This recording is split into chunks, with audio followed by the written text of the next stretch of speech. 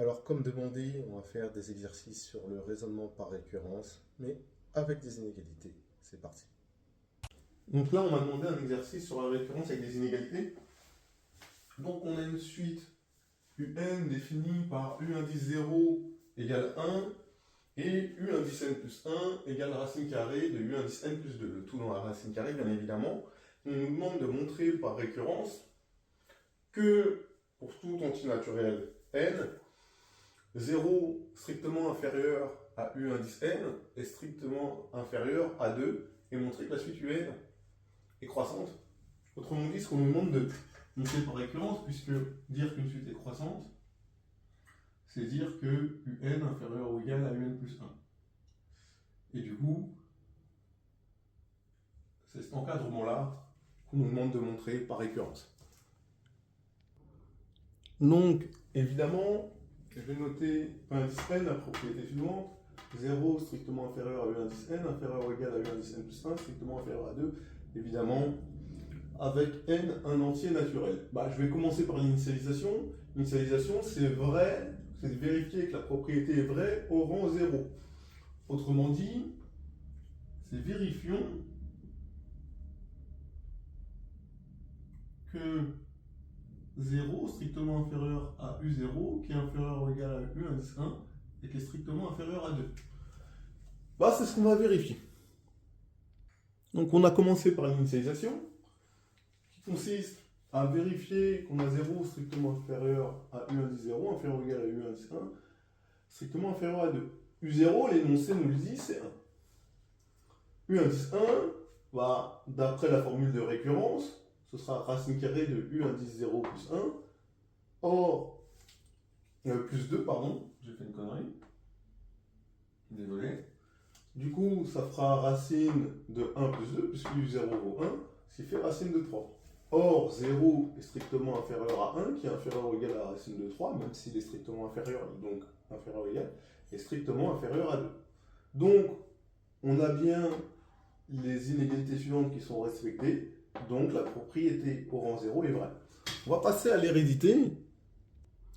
L'hérédité, ça consiste en quoi? De supposer que la propriété elle est vraie à un rang n fixé et qu'elle deviendra vraie du coup au rang n plus 1. Donc, si je suppose P indice n vrai à un certain rang n appartenant à un rang n fixé, évidemment, le n il est fixé, c'est-à-dire que je suppose que j'ai 0 strictement inférieur à V indice n, inférieur ou égal à V indice n plus 1, strictement inférieur à 2. Et l'idée, c'est qu'on doit montrer, donc montrons que P indice n plus 1 est alors vrai, c'est-à-dire que 0 strictement inférieur à U indice n plus 1, d'accord, n est remplacé par n plus 1, qui sera inférieur ou égal à U indice n plus 2, qui lui sera inférieur strictement à 2. Donc, comme d'habitude, je pars de mon hypothèse de récurrence, et l'idée c'est d'arriver à ça en faisant des opérations successives, des implications successives pour arriver à là. Et donc ça, c'est mon hypothèse de récurrence. C'est pour ça que je vais écrire HR. Souvent, vos professeurs vont vous autoriser à écrire HR. J'écris HR tout simplement. Ensuite, la question, c'est, je rappelle, dans l'énoncé, et je vais le mettre en rouge, c'est que U indice n plus 1, c'est la racine carrée de U indice n plus 2 pour tout entier. Donc en fait, quelle opération j'ai fait sur UN pour arriver à U indice n plus 1? La première opération que j'ai faite, c'est d'ajouter 2. D'accord? Je pense que c'est pas compliqué d'ajouter 2 partout, donc qu'est-ce que ça va donner? Et donc, ça me fait 2 strictement inférieur à U indice n, le tout plus 2, inférieur ou égal à U indice n plus 1, le tout plus 2, qui sera strictement inférieur à 4. 2 plus 2, ça fait 4. Et du coup, c'est quoi l'opération une fois que j'ai U indice n plus 2? J'applique la fonction racine carrée.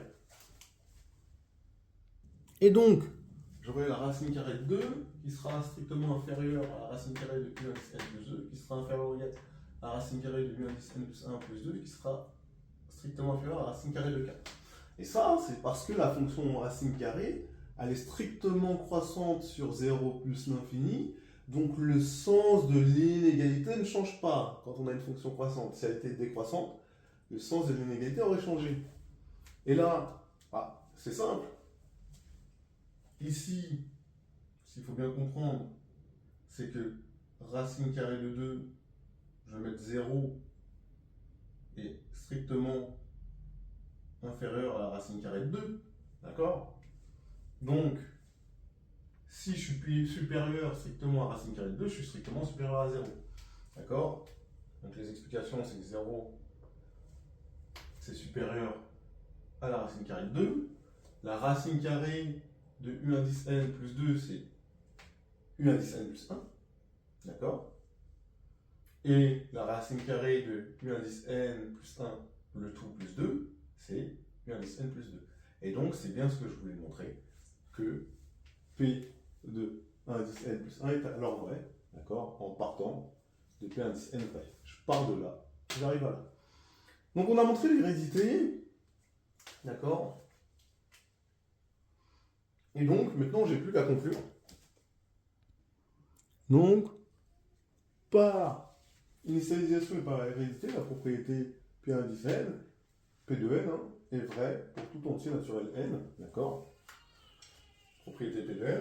Et donc, ainsi, je sais que j'ai 0 strictement inférieur à u indice n, inférieur ou égal à u indice n plus 1, strictement inférieur à 2. Pourquoi j'ai fait ça? Ça, c'est pour la croissance, d'accord? D'accord, tout simplement. Et ça, c'était pour l'encadrement de départ. Et ben voilà, on a fait un exercice sur la récurrence. À bientôt.